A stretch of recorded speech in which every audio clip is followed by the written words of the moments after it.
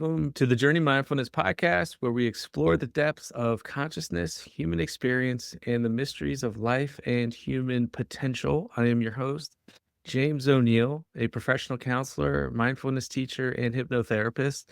And today we have the wonderful and amazing Dr. Kimberly Walker. Kimberly is, in my opinion, one of the best psychiatrists in the country. I'll say that. Just happens to be located here in Maryland, although originally from Philadelphia. She is a medical director, I believe, in an outpatient mental health clinic, and has her own private practice here in Howard County, Maryland. She has an impressive resume, and even more impressive is who she is. She's respectful, compassionate, empathetic, and simply put, she actually cares about her patients and the people that she works with and wants them to be healthy and improve their lives, which is one of the reasons why I love her so much and wanted to have her on to share her experience and wisdom. She also does some counseling and coaching. She's an entrepreneur and doing some very interesting stuff in the world of hypnotherapy. So welcome, Kimberly. Thank you, Jim. Thanks for that wonderful introduction. Hey, you are deserving of it. Thanks so much. Well, you're very welcome. We've known each other for some time, and I guess I wanted to start out with was just kind of sharing one of the people will pick up on this watching this. Mhm. But you have a truly amazing presence about you. So in mindfulness, we talk a lot about, your being and your presence. Like, how do you show up? Mhm. And it's innate in you, right? It's not something that you're doing. Um, but because of that, the people that work with you and your patients, they they love you. And also the people that work with you, right? Like, you're able to make very strong connections with the people that you were trying to help, which as a, counselor referring people was always, a no-brainer for me, which, probably made you really busy to your own detriment. But it was very always very reassuring that I knew that I was sending people to a helper and a wonderful human being. And that's not always the case um, with physicians. And I mean, it's kind of a known thing. But what makes like, are you aware of this? And what makes you so unique in this way? Well, I mean, I have heard, obviously everybody has different personalities, and I have heard that it is sometimes difficult to deal with certain physicians, certain psychiatrists. I would say for me, you know, I I am a Jesus follower, and my faith is important to me, and I love people, and I have been forgiven much, so I really do try to meet people where they are. So I think that's probably a lot of what, I guess, rubs off what people pick up on. So I guess that's what I would say. Yeah. Well, you're allowed to talk about your faith and anything else on this Yeah, podcast yeah, because it's not always, coming from a very clinical setting. It's right, not welcomed, I guess. That right. might not be the yeah. Mhm. I You think almost it's have to hide. now. It's better.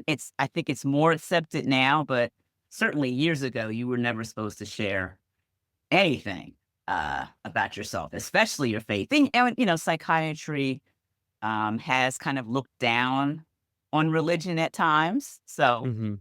uh, there's definitely that element. But I got to be authentic. So that's what I do. Well, but that's also part of, from as a psychotherapist, like authenticity, who are you? And figuring out those parts of you and representing yourself in a way that it feels right, so it's interesting how it can be sometimes at odds with that. Mhm. Um, so what you've helped a lot of people over a long period of time. What is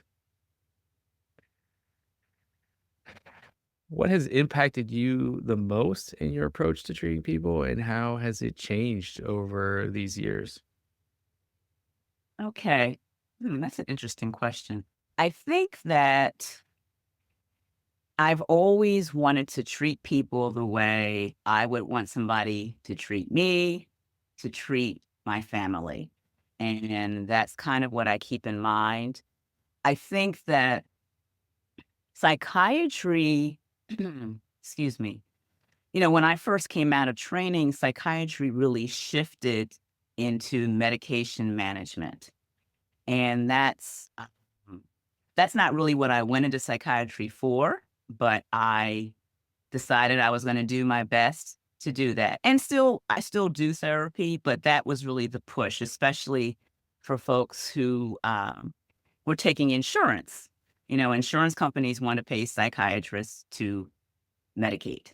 That's Mm, what they do. So, I kind of got pushed into that.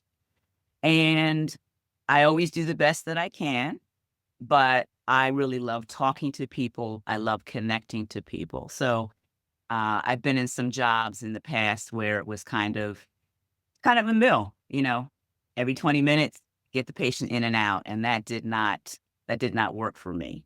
So that's really what made me definitely build up my private practice because I could practice the way I wanted to. But 2021, in the height of the COVID pandemic, I really got burned out as a psychiatrist. yeah. Many of us got burned out, you know. Listen, I know it well. That's Right, how I right, got into mindfulness in the first place. right, right. So, just misery day after day. I found myself feeling very hopeless. I'm sitting in my house because we're shut down with my little iPad screen doing telepsychiatry. And I thought to myself, I don't know if I can continue to do this. So, in looking for answers um, to my burnout and what I was going to do with my life, I kind of stumbled upon rapid transformational therapy or RTT. And Yeah.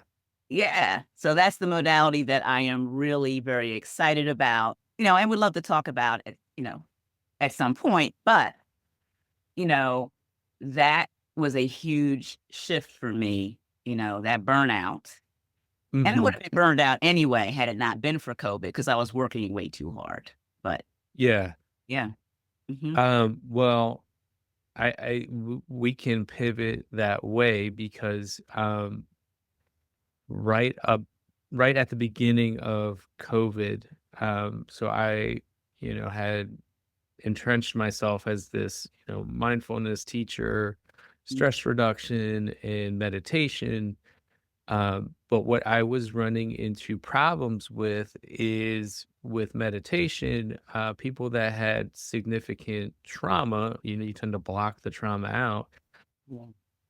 Snippets of it would come up, but I was finding myself kind of stuck navigating where Hmm. things would come up, but I wasn't able to sort of control it. And so what I ended up doing is going through my own inner child regression work. And so the woman that taught me was like, "Listen, I'll teach you hypnosis, but you're gonna have to go through it first because I Yeah. want you to really know the functionality behind it." And so in 2020, I started to get into hypnosis and learning more about that. So it was fascinating to me at one point when you said, "Well, I'm learning this new thing, but please tell us what attracted you to that, or and tell us a Sure. little bit about that." Sure. So I took an online course in 2021 with a yoga teacher, and it was called Change. And, she exposed me to some stuff that I had some knowledge about, meditation and mindset. But one of the assignments was to research different thought leaders. And one of the people on the list was Marissa Peer, who is the founder of Rapid Transformational Therapy. So I researched her and I saw RTT, I saw it in action, and I said to myself, "Oh my gosh, this is really gonna help my patients, and I got this spark. And RTT uses targeted hypnotherapy to get to the root cause of an issue, and limiting beliefs are what are identified and then worked on in the session. So, since I was getting certified in it, I obviously had to have sessions.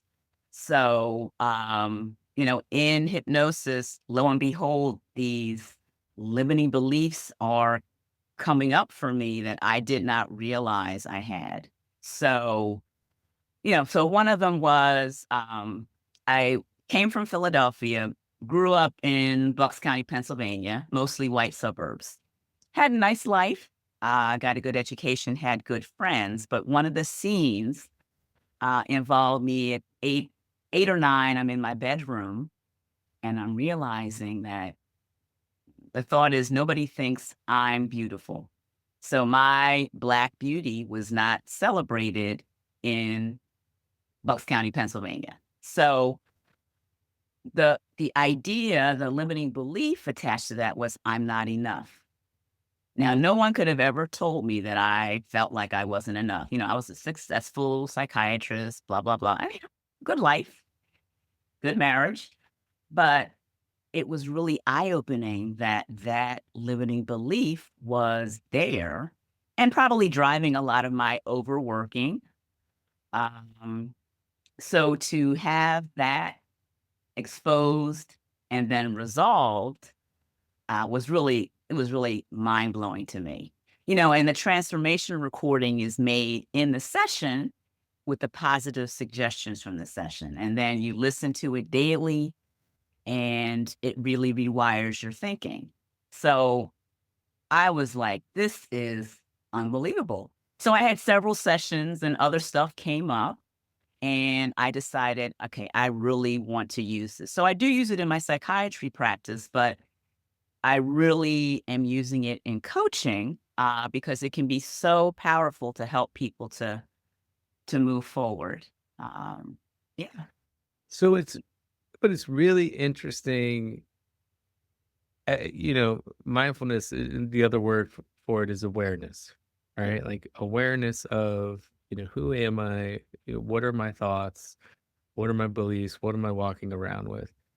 Now, you can do that and uncover some things, but so many of us are walking around with things that we don't even know we're carrying because they're subconscious. They're lying underneath the surface of what we think. And so, in the world of outward appearances, by any measure, you were enough and successful, Yes. Yes. and no one would ever think anything otherwise. Mhm. And yet, so what was that like for you to kind of uncover that and be like, wow, like, because there's a lot to unpack with that when you start to like recognize that. Mhm. So, I mean, it was eye opening, and it other beliefs that or other memories that came up were, kind of related to navigating growing up Black in America and all the stuff that comes with that and all the limiting beliefs that can get deposited from experiences. So it was really very powerful for me to get some kind of understanding of what kind of stuff I had navigated and was still trying to navigate. Because these behaviors, sometimes you know they're not the most adaptive thing, but you don't really know what to do about it. So it's an amazing tool to get an idea of, okay, this is not a great behavior. And if I can figure out where it comes from, uh, I can really do something about it. Because a lot of the, kind of conventional talk therapies, are great. Cognitive behavioral therapy, there are some great elements to it. But sometimes logically, that this idea that you have, this thought pattern that you have, it's crap. But sometimes you can't really get to the root of it, and sometimes you really can't fix it because logic is not enough. We are emotional beings, you know? So yeah, it's pretty amazing. And I went to Ghana in March of this year, 2024, and to step onto the continent of Africa, having dealt with a lot of the crap that was deposited from growing up Black in America, was just an amazing, amazing experience for me. And so it's just even more valuable to be able to kind of deal with some of the stuff that we're carrying around. Was there like a release or a grounding or catharsis? In God, I would say that there was definitely a catharsis. There was, and they say to you when you're there, welcome home. And when, some of the tours of the slave dungeons and I see what my ancestors went through, the abject cruelty that they dealt with, yet the strength that they carried. And then, so we're told, your ancestors were taken away, never to come back, but you have come back and it's full circle. So it is just, so catharsis is one of them. Grounding, feeling at home, that's another experience. So it's multidimensional.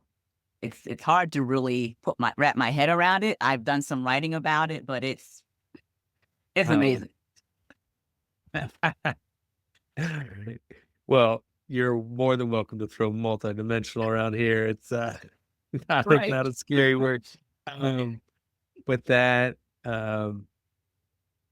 coming full circle, the circle of life, that is very fascinating to me.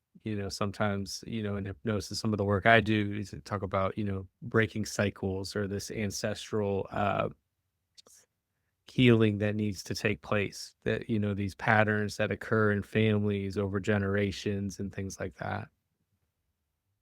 So you went through this, your own sort of transformation, and then, physically going through these travels and kind of making it physical, and obviously there's a deep emotional connection with all of that. Yeah. Hmm. Very interesting. What Now you uncovered this and you talked about, talk therapies and things like that. It's it is not enough to know. Like I could tell you, Kimberly, you are enough. I could say that to you and you could say, I am enough. And yet that's not enough. So could you maybe say a little bit more about, how you, for people that are listening, they may, it's one of those things where it's like, someone says self-limiting beliefs. Well, they don't know what they are. Maybe they don't know if they have them or not. Um, what like in your opinion, like how do you start, like in the process of rapid transformation, how do you start to identify it? I know in some of the work I do, it's kind of finding an emotion maybe or some event that's happening now, but how do you go about working on that, uncovering that? So how do you kind of identify you may have limiting beliefs? I want to make sure I understand your question. Yeah, like someone comes to you like, "Hey, I did this. I'm having this issue in my life. I'm not sure where to maybe start. This is kind of what's going on." Like, how do you get to the root? How do you start that process? So if someone identifies some issue that they want to work on, we really, for instance, let's say procrastination.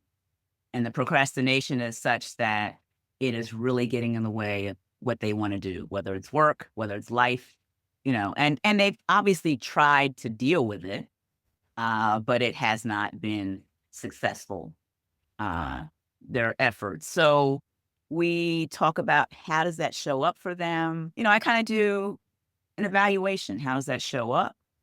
Um, Talk about their childhood, look for any kind of family patterns, how are their siblings doing? I would, want to see if they have any trauma. So just try to get an idea of what it's like. Then I ask them to really think about, try to use their imagination. What do they think their life is going to look like without this when this thing is fixed? So really start to use their imagination because that helps to set up what kind of positive suggestions may come out of the session. Okay. And Mhm. so if someone is open to this, I prepare them for, the hypnosis. I talk to them about what hypnosis is, what it isn't, try to dispel the beliefs because the media certainly has made it difficult for us. Yeah. Afraid that they're going to, I'm going to make them do something weird or, take over their will. And of course, that's not what it is. It's this very deep relaxation, and accessing the subconscious mind, which is ready for change, open for change. So I do all that preparation and then show them how we're going to go into hypnosis, which is, pretty easy. It doesn't take long. And then I send them a relaxation recording, which helps them to be able to have comfort with the process. And then when we meet back, typically in about a week, then we get started. So, and the sessions themselves are 90 minutes to 2 hours. So the induction is only a few minutes, and then we have lots of time to identify the beliefs and then kind of go through some strategies to refute them using the adult, we're using the adult intellect, but while in hypnosis to deal with these beliefs, which are often deposited, you know, in childhood, often, with child logic. So it's pretty Yes. cool. Can you okay, but that's a really important point you just made because a lot of times some of the resistance that I have faced with clients is they are looking at everything through their adult mind. And, my childhood wasn't that bad and I get it, but the events, your original, the terminology I use, your original programming, you weren't holding on to you weren't seeing the world through an adult intellect. You were seeing the world through the mind of a child. And so it installed differently. Uh, but how do you work with that with your patients? Because I know I want to make sure people understand that clearly. So I can give you an example, Okay. okay? Because so I worked with a client who she had to do a certain amount of public speaking and she was also in sales. So she had to make those sales calls. And she would just have this terrible reluctance to make the sales calls, even though she was a competent person and she was a good public speaker. But there was just this reluctance, and it was visceral. She just kind of felt it kind of tugging at her at times. So in an RTT session, what came out was, it wasn't anything. It wasn't a big deal, but as a child, she had asked for for breakfast. She asked for some kind of sugary cereal or some kind of sugary treat, and the caretaker, who was not her parent, but babysitter, she said no. And the way the sitter said it, um, she kind of felt condemned by it, kind of like, no, we don't do sugar for breakfast or something like that. So it really wasn't anything horrible. But as a child, she took in, ooh, I did something bad. I made a mistake. So those were kind of feelings that this child had. And so as an adult, she was reluctant to do certain things because she both felt like she was bad and she was reluctant to make a mistake. So a very kind of innocent thing still can really affect how we're dealing in our adult lives. And she didn't really remember that. she didn't remember that memory. It happened, but it was something she kind of brushed off. So that's just an example of how the child logic can really mess with us as adults. So I love that example, because it's as an adult, it's really a non-event. Yes. You Right. wouldn't think twice about it. I'll ask clients to list any high impact moments that they've had in their life, which, Right. you know, but that event that you just described was a high impact moment. Yeah. Yeah. And that's what's interesting about, some of these techniques is when you look back and kind of where these, beliefs that we have about ourselves come from, the events that are connected to it through the mind of a child are very different. And so, these moments are very powerful in our programming and in how we are navigating our life in the present moment as adults. Right. Yeah. And, in a perfect example, it's very common, when if a child's parents break up, the child almost always assumes it's my fault. And if I had just behaved better, or if I had tried harder, whichever parent left, that parent would not have left. And that is a common issue. And of course, adults know that, divorce, separation affects us. But to know that that is kind of the belief, and then to be able to have that belief refuted and lose its power, it's very, it's amazing what that can do for somebody. Yeah. Yeah. Well, clearly you're excited about it. I mean, how have your patients received this? Like, have they, Well, so some folks so I use it with patients, and of course I use it with clients in the coaching. So some people, some of my patients, they don't necessarily want to be hypnotized, but those uh that undergo it, most of them have had a really great response. I've helped certain things, certain issues like smoking cessation, uh, fear of flying. I've helped with procrastination. And procrastination is really interesting because there are so many roots to it, potential roots to it, and stuff you just might not, you wouldn't assume that's what's causing the procrastination. But yeah. I that it's really like you said, I'm excited about it because it can make such a huge difference in people's lives. It's very rewarding to see them kind of get free from stuff they didn't know was a barrier for them. Yeah, absolutely. I mean, anything, to see a client or a patient, or to have success is one of, there's no dollar amount, to that it's really, a wonderful thing to see, right? And really, I think why we do what we do. Um, Also, what I'm hearing you say too, and what I think is there's like curiosity. Like, I'm having this problem, and in a sense, you're a detective. Like, you don't know what that is that's underneath that, Yeah. but there's a certain amount of like, all right, well, let's see what's here and let's like fix it. Mhm. So curiosity, there's a lot of curiosity that's exciting to me.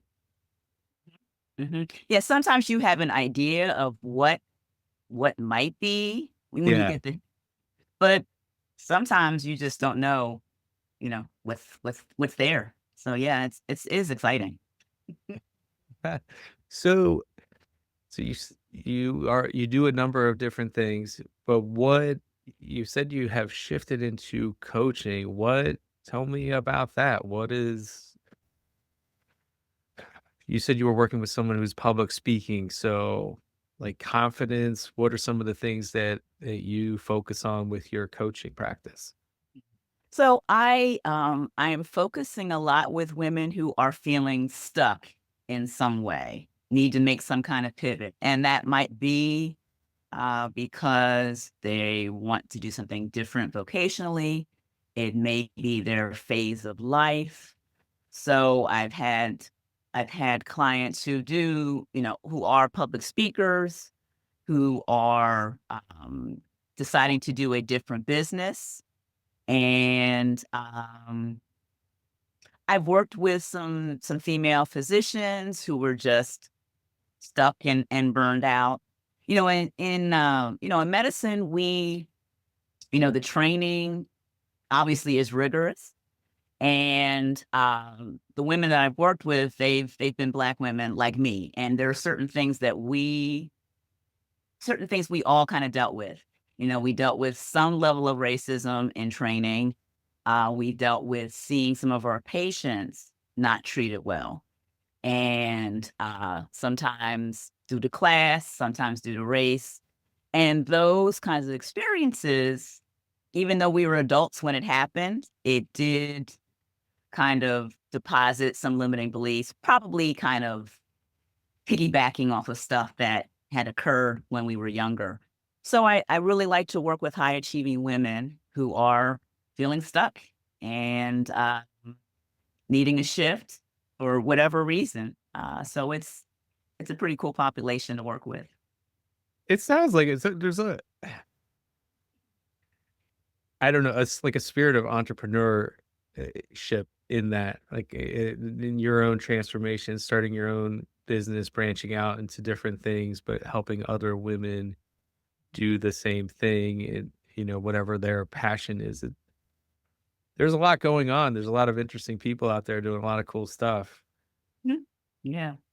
Yeah, you mentioned entrepreneurship, you and I spoke earlier about just the challenges involved in that. And I'm still working through that. I know I still got my own limiting beliefs that I have to continue to challenge, like, okay, I gotta write this email nurture sequence, and I gotta do a video. So I am helping people as I work through the stuff myself. So it's interesting.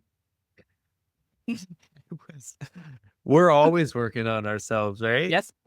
I try to well, we're constantly expanding and growing and, we might have a bigger toolkit, but there's always things that are popping up, and there's always, like, with a meditation practice, or maybe there's some other, you can work through a limiting belief and be well, but then maybe something else happens and there's this echo.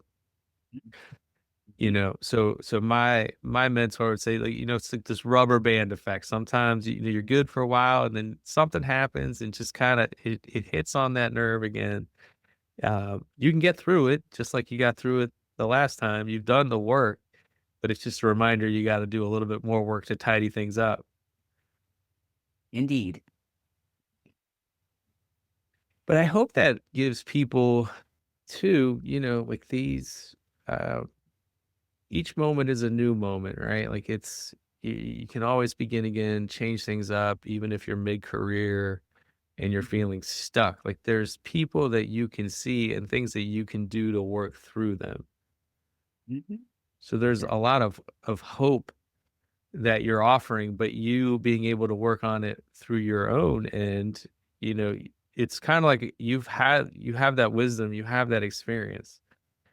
You're not just doing things that you've learned in a I didn't book. just that. Right. Right. It's not just an intellectual thing. Um, what would you say, like, in the work that you're doing now, like, what have you seen that excites you the most, that you've enjoyed, or maybe that you've enjoyed the most? Mhm. I think that what I enjoy the most, it is in the session itself when someone is able to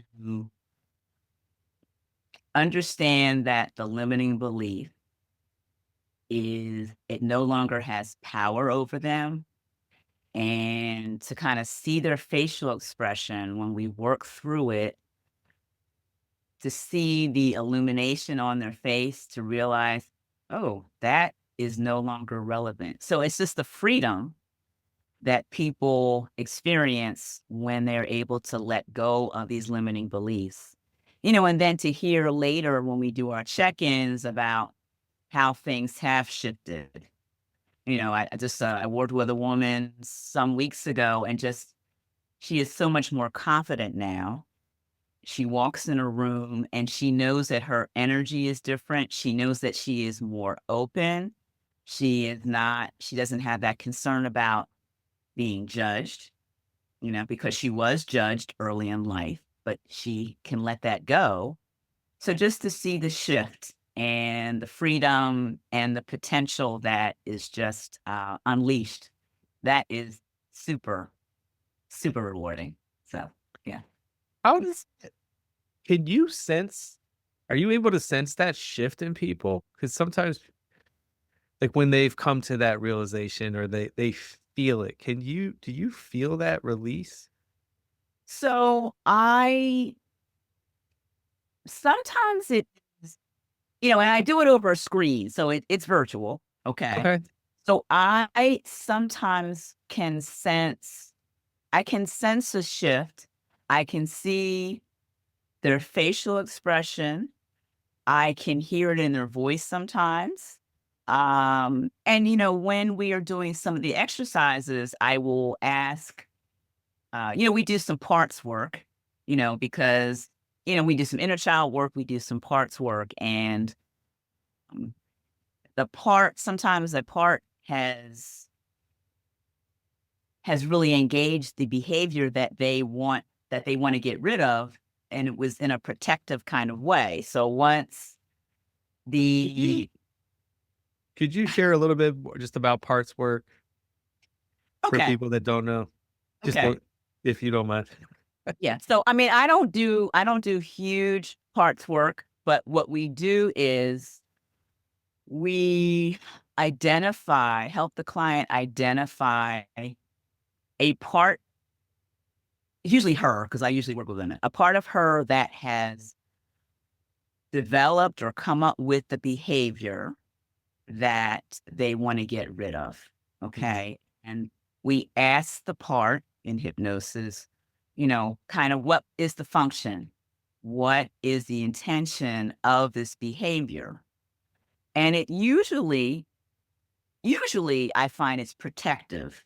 And especially for the child, it's, whether let's say it's procrastination, protecting the child from whether it was ridicule or protecting the child from, I'm going to use ridicule. So the child had been ridiculed. So now the part has the child holding back, not showing their brilliance or not doing certain things that's going to get them attention to protect the child from ridicule. But as an adult, this is not serving them. Right. So we kind of, we are kind of negotiating with the part, can we kind of let this behavior go? So that's part of what we're doing. And Yeah. once we're able to do that, it really does kind of free up the client to do what they need to do.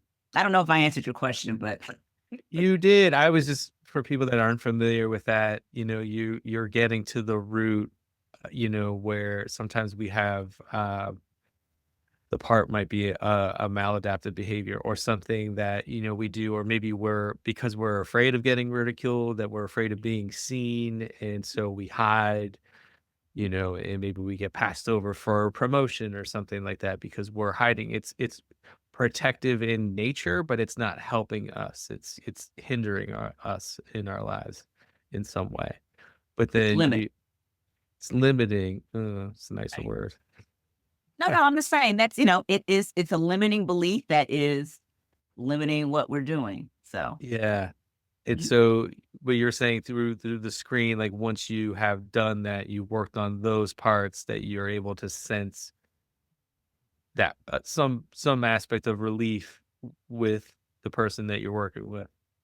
Yeah, and sometimes I will ask the client, "Do you feel anything in your body that lets you know that this part, is either going or is allowing this behavior to dissipate. So often people will feel a certain sensation, whether it's, their chest opens up or their throat opens up or they feel warm, all kinds of bodily sensations. Or is there any kind of visualization that they get from that? Yeah. Yeah. Well, we just drifted into mindfulness, although all these things are connected. Right. Right. It's not separate, but the Right. physical sensations, um, sometimes, well, how do you answer when people, sometimes I have clients say, well, how will I know? Worked. What do you say to that? Well, you'll know it worked because you are no longer you're no longer engaging in that behavior, or if you find yourself starting to, you are able to then shift out of it. So you'll just see it, you'll see a difference in your behavior or, um, yeah. So somebody I help with procrastination, she would have this very physical sensation. And once we did it, it's not like she never procrastinated again, but she did not have that paralysis and she was able to do what she needed to do. She was able to work through it. Whereas before, she was really held bound by it. So, yeah, Yeah. you act differently. It shifts your perspective, your awareness. You can see it, it sounds like you could see it coming and work with it in a new way. Yeah. And some of it is kind of immediate. You really know a difference. And some of it is definitely more, more gradual, more cumulative, the changes that people note. So Well, you mentioned like the body and physical sensations. One of the things I've noticed too sometimes is people, they feel lighter, like they've let something go. So that there's a palpable shift or like this distinct lack of heaviness where in their own minds, sometimes I can feel it too, where they, like I can sense that they've let something go that was yeah. really weighing them down. But it was interesting, you mentioned, like, the throat opening up. Mhm.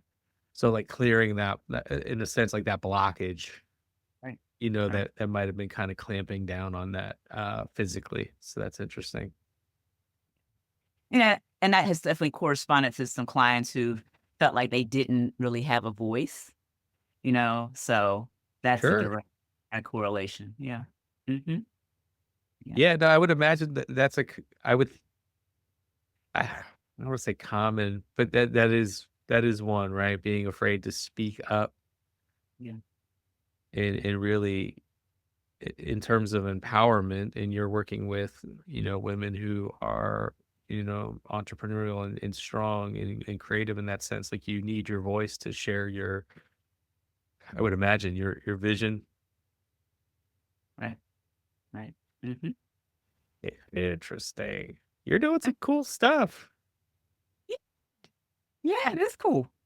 And so where can people learn more about you and the work that you're doing, and how can they find you to work with you? Okay. Well, I am on Facebook, Kimberly Walker. I am on, LinkedIn, Kimberly C. Walker, MD. I'm supposed to be on Instagram, but I don't do much there. But I am on Instagram. Okay. That's doctor spelled out DOCTORK underscore.